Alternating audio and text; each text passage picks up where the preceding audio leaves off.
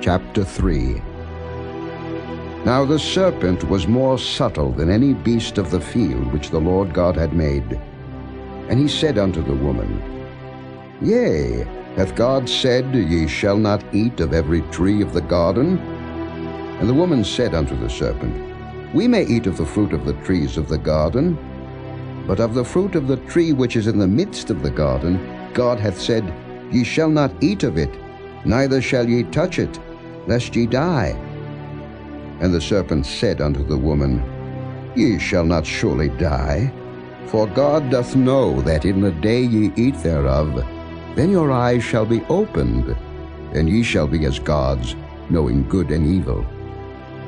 And when the woman saw that the tree was good for food, and that it was pleasant to the eyes, and a tree to be desired to make one wise, she took of the fruit thereof, and did eat, and gave also unto her husband with her, and he did eat.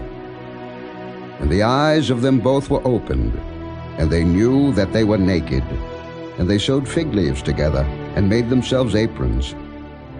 And they heard the voice of the Lord God walking in the garden in the cool of the day. And Adam and his wife hid themselves from the presence of the Lord God amongst the trees of the garden. And the Lord God called unto Adam, and said unto him, Where art thou? And he said, I heard thy voice in the garden, and I was afraid, because I was naked, and I hid myself. And he said, Who told thee that thou wast naked? Hast thou eaten of the tree whereof I commanded thee that thou shouldest not eat?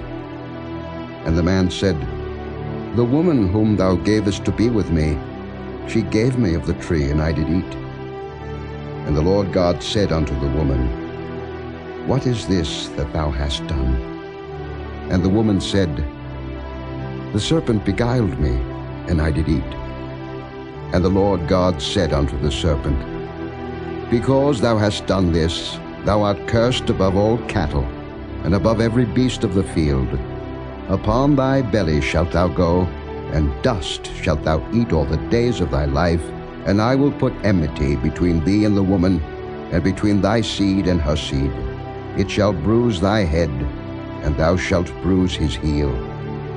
Unto the woman he said, I will greatly multiply thy sorrow and thy conception.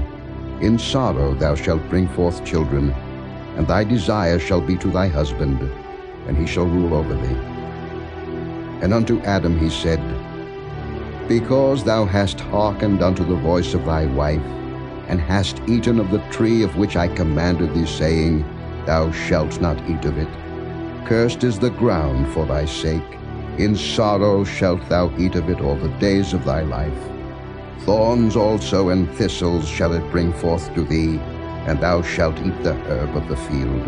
In the sweat of thy face shalt thou eat bread, till thou return unto the ground. For out of it wast thou taken. For dust thou art, and unto dust shalt thou return. And Adam called his wife's name Eve, because she was the mother of all living. Unto Adam also and to his wife did the Lord God make coats of skins, and clothe them. And the Lord God said, Behold, the man is become as one of us, to know good and evil. And now, lest he put forth his hand, and take also of the tree of life, and eat, and live forever. Therefore the Lord God sent him forth from the Garden of Eden, to till the ground from whence he was taken. So he drove out the man, and he placed at the east of the Garden of Eden cherubims, and a flaming sword which turned every way, to keep the way of the tree of life.